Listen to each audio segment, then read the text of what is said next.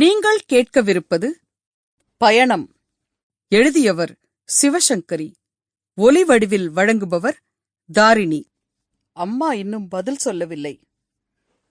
கிளம்பட்டுமாமா என்று 4 தரம் கேட்டும் அனுமதி கிடைத்த பாடில்லை.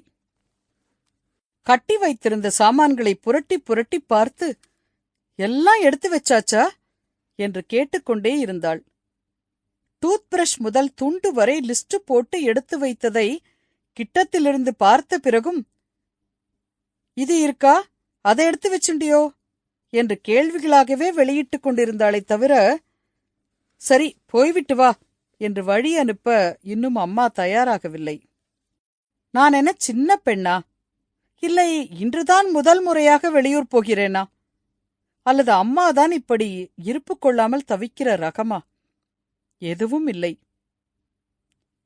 பெரிய என்ஜினியரிங் கம்பெனியில் விற்பனை பிரிவில் அதிகாரியாக இருப்பவளுக்கு பிரயாணமும் மூட்டை முடிச்சு கட்டுவதும் அன்றாட நியதியாகவே ஆகிவிட்ட விஷயம். அம்மாவுக்கு மட்டும் இது தெரியாதா என்ன? நன்றாக தெரியும்.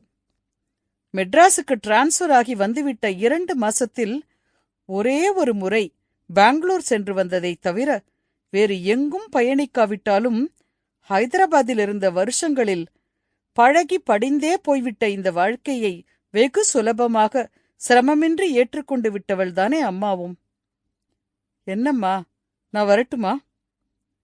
இந்த முறையும் கேள்வியே காதில் விழாதவள் போல அம்மா சமையலறையை பார்க்க நடக்கத் துவங்கி பின் சட்டென்று திரும்பினாள். நீ வேணா போய். Sample complete. Ready to continue?